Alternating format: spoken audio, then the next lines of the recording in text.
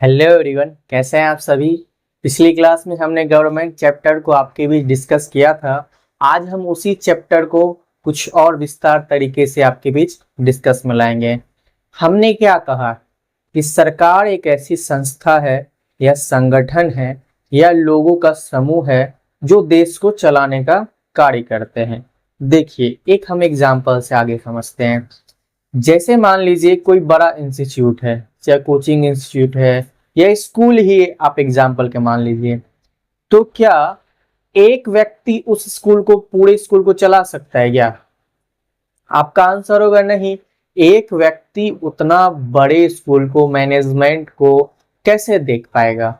तो उसके लिए क्या किया जाता है? बहुत सारे व्यक्ति को हायर किया जाता है, मैनेजमेंट देखा जाता है कि बच्चों को अच्छे शिक्षक कहाँ से ला के दें या बच्चों की सुरक्षा का ध्यान कैसे रखा जाए।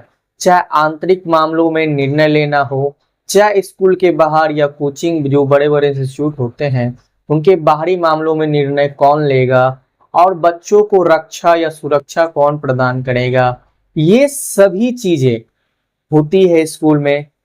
तो आपको क्या लगता है कि इस देश को चलाने के लिए किसी संस्था की जरूरत नहीं पड़ेगी?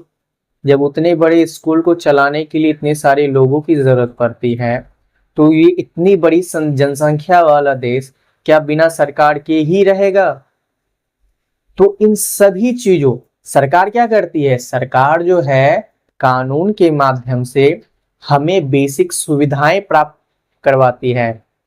चाहे वो अन्य देशों से सुरक्षा प्रदान करना हो, दुश्मन देशों से रक्षा करना हो हमारी सबकी, चाहे जो बेसिक सुविधाएं होती है, पानी की, स्वास्थ्य की, बिजली की और सभी सुविधाएं, रोजगार की, ये सभी प्रदान करना हमारे सरकार का काम होता है, जो कानून के माध्यम से कहते हैं।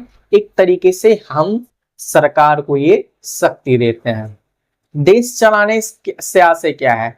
अगर मान लीजिए आपके पापा कमाई कर रहे हैं तो वो आपको घर में पैसा भेजते होंगे, आप क्या बोलते हैं कि पापा घर चला रहे हैं, मम्मी घर चला रही है। उसी तरीके से सरकार भी इन सभी कार्यों के माध्यम से, इन सभी कानूनों, सुविधाओं देने के माध्यम से देश को चलाने का कार्य करती है। अब आपका सवाल ये होगा कि क्या हम अपने से अपना निर्णय नहीं ले सकते हैं क्या? क्या हम अपने खुद में इतना सक्षम नहीं है कि जो हम इन निर्णयों के लिए दूसरे पे आश्रित होना पड़े?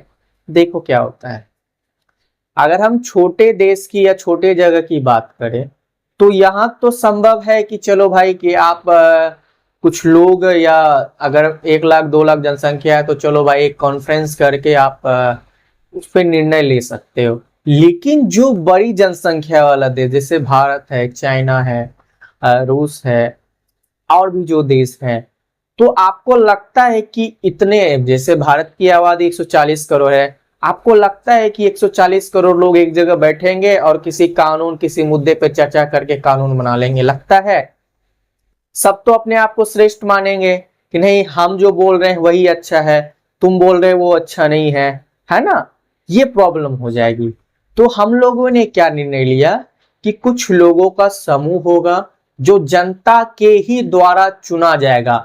एक क्षेत्र बटा हुआ होता है, विधानसभा क्षेत्र हम लोग उनको कहते हैं, और एक प्रतिनिधि चुन लिया जाता है जनता के द्वारा कि नहीं, यही प्रतिनिधि हमारी समस्याओं को सरकार तक पहुंचाने का कार्य करेगी।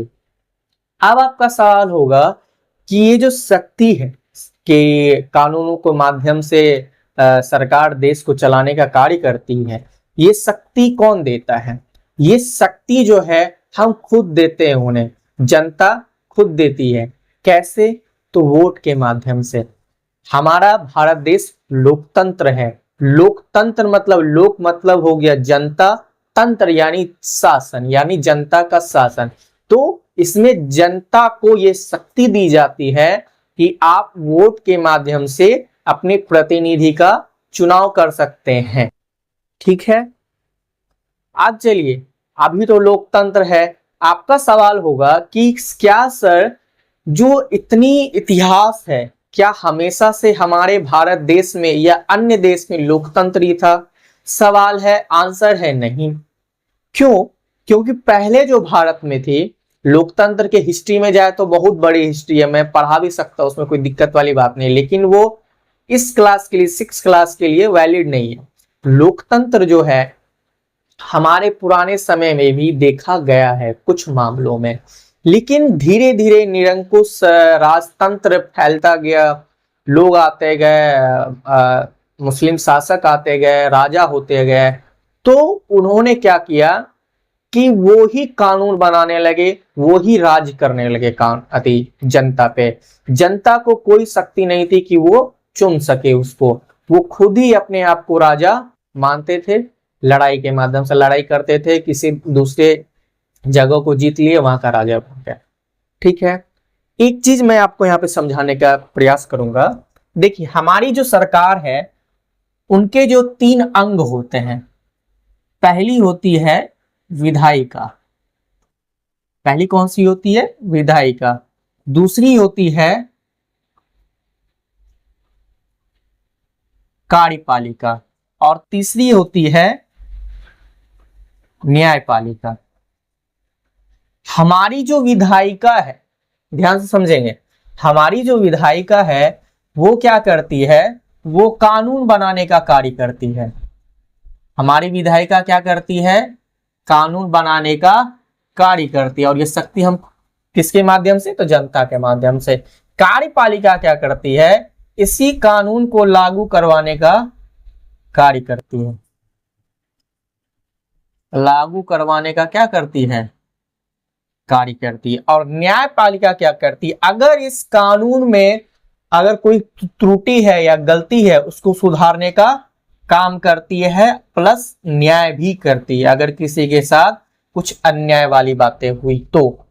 अभी लोकतंत्र में क्या है? ये तीनों चीजें अलग अलग है, विधायिका अलग है, कार्यपालिका अलग है और न्यायपालिका अलग है। लेकिन राजतंत्रीय सरकार में ऐसा नहीं होता था। राजतंत्रीय सरकार में राजा ही क्या होती थी? विधायिका होती थी। अगर आज के टर्म में बोले तो कार्यपालिका भी राजा ही होती थी, और प्लस न्यायपालिका भी राजा भी होती थी। राजा ही कानून बनाती थी, राजा ही अपने जो भी वहां पे थी है कार्यभार है उसके उनके माध्यम से कानून को लागू भी करवाती थी और न्याय भी दिलवाती थी। लेकिन लोकतंत्र जो है, अभी का जो लोकतंत्र है, अभी जो वर्तमान स्थिति है, ये तीनों चीजें अलग हैं। कार्यपालिका भी 2 तरह की है, समझिए। देख, कार्यपालिका भी 2 तरह की, समझ लेते हैं। एक होती है अस्थायी कार्यपालिका, एक होती है अस्थायी। अस्थायी कार्यपालिका कौन है? जैसे मंत्री हो गए, एमएलए हो गए, सांसद हो गए, ये सब क्या होते हैं? अस्थायी। मतलब ये सिर्फ 5 साल के लिए ही चुन के आते हैं, और हमारी जो ब्यूरोक्रेट्स है, जिसको हम अधिकारी कहते हैं, वो अस्थायी है। मतलब वो जब तक वो रिटायरमेंट नहीं होगी तब तक वो कार्यपालिका के तौर पे वहां पे बैठी रहेंगी। ठीक है, यहां तक बातें क्लियर हो गई होगी। अब हम आते हैं सरकार के स्तर पे। स्तर मतलब सरकार कितने स्तर की है हमारे अभी भारत में।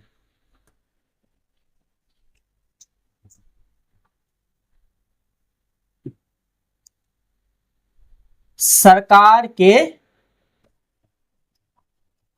स्तर देखो 3 स्तर पे है। कितने स्तर पे? 3। पहला कौन है? स्थानीय, दूसरा है राज्य, और तीसरा है राष्ट्रीय स्तर पे, यानी केंद्र के स्तर पे। स्थानीय स्तर पे क्या? ग्राम पंचायत हो गए, जिसे आप मुखिया भी बोलते हो, ग्राम सभा हो गए, ये सभी स्थानीय सरकार के उदाहरण है। जिला पंचायत, जिला परिषद, पंचायत समिति, ये सभी जो एग्जाम्पल हैं, ये सारी चीजें स्थानीय सरकार की उदाहरण है। राजतंत्रीय सरकार आप जानते हैं, विधानसभा, हम एमएलए जिसको बोलते हैं, और केंद्र सरकार जिसको आप बखूबी, मतलब राष्ट्र के स्तर पे जो सरकार होगी वो केंद्रीय सरकार होगी। हमने क्या कहा कि अभी जो है भारत में लोकतंत्र है, ठीक है। हमने क्या बोला? लोकतंत्र में लोग, सरकार जो है वोट के माध्यम से जनता चुनती है, और जनता ही ये शक्ति देती है सरकार को कि आप 5 साल के लिए हमारी सुख सुविधाओं का ध्यान रखेंगे। तो आपका सवाल ये होने चाहिए कि क्या जैसे अभी इस प्रकार सभी को वोट देने का अधिकार है, क्या इतिहास में भी ऐसा था क्या? आंसर है नहीं, इतिहास में ऐसा नहीं था। अंग्रेज के पहले भी, अंग्रेज के समय भी ऐसा नहीं था कि अंग्रेज के पहले तो था ही नहीं कि आप वोट के माध्यम से चुन सकते हैं अपनी सरकार को।